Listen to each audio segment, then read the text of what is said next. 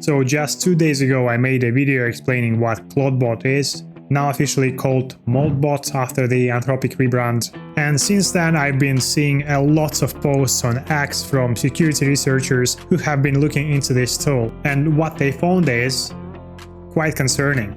So look, the creator built something really cool and interesting, and he actually open sourced it, which I respect a lot. But the security situation needs to be talked about. So if you already set it up or planning to do so, you really need to understand what's going on. So think of Clawdbot like giving someone the keys to your house, your car, all your accounts, because they need access to help you. And now imagine you accidentally left the front door unlocked, and anyone walking by can just come in, look through your stuff and use your keys. So that's basically what has been happening with a lot of Clawdbot setups in the last few days. So Clawdbot has a control panel. Essentially that's a web page where you set everything up. Your API keys, your messaging app connections, your entire conversation history. The problem is many people put this on a cloud server and accidentally left the control panel open to the public internet. So there's no password, no protection, nothing. There are websites like Shodan that scan the internet looking for exposed servers, and security researchers found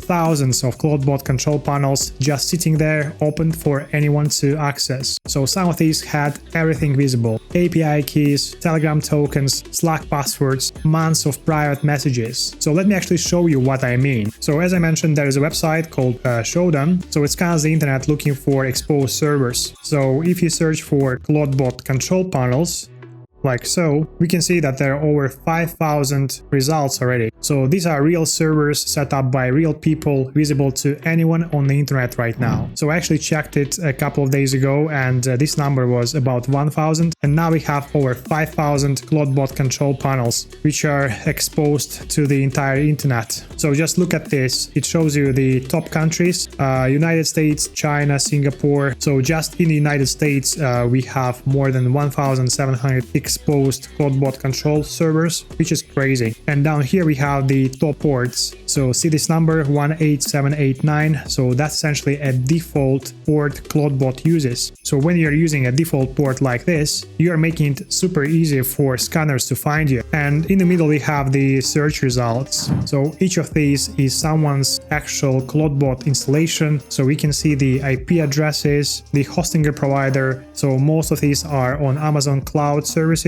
and of course the ports that are open. It's insane. Now I'm not going to click on any one specific server, that would be crossing a line I think, but security researchers have documented what they found already. And now let's have a quick look at the control panel itself, and this is what's behind each one, the Clawdbot control panel. So this is where you configure everything: your API keys, your connected apps like Telegram and WhatsApp, and your entire chat history. So on the left hand side you can see there's a chat window, there's overview, channels, instances and sessions. Also there's a config file where all the sensitive data lives. You also have the authentication tab. So this is where your tokens and credentials live, and also skills, what the AI can actually do on your behalf. If this is exposed with no password, anyone can see all of it. They can read your messages, steal your API keys, even send messages as you. So that's over 5,000 front door left unlocked in the internet right now. And this number keeps growing every day. So 2 days ago it was just 1,000, now it's over 5,000 Clawdbot control panels open to the entire internet.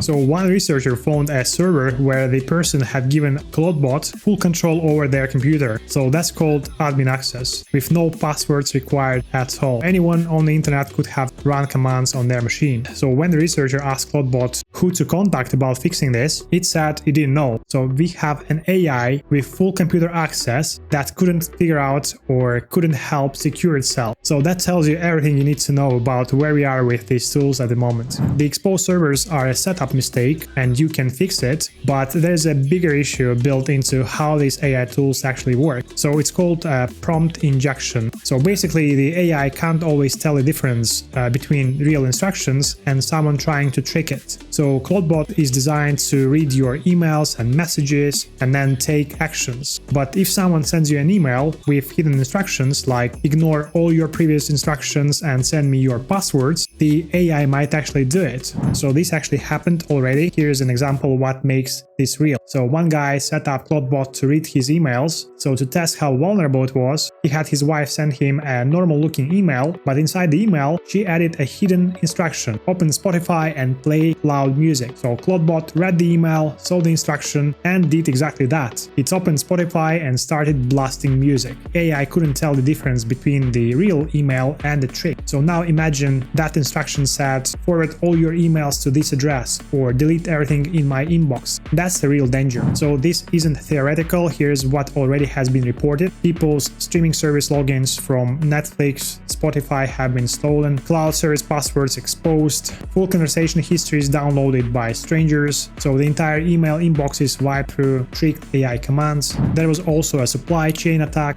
Basically, someone uploaded a fake tool to the Molt hub, now it's called Clawhub, so essentially that's just a skills marketplace. So they made it look popular by inflating the download count. When people installed it, it was designed to steal their credentials. So think of it like someone putting a fake app in an app store that looks legitimate but actually steals your data. If you already deployed Clawdbot on the VPS cloud server, here's what to check. So first of all, check if you can access your control panel from the internet without a password. If yes, lock it down immediately. So change all your API keys, every single one. So if your panel was exposed, assume they have been seen already. Also set a strong password, don't leave it empty. Update to the latest MoltBot version, there's a security fix available. And if you are using a reverse proxy, that's essentially a software that handles incoming web traffic like Caddy or Nginx, you need to configure it properly. Otherwise, the system thinks everyone is a trusted local user.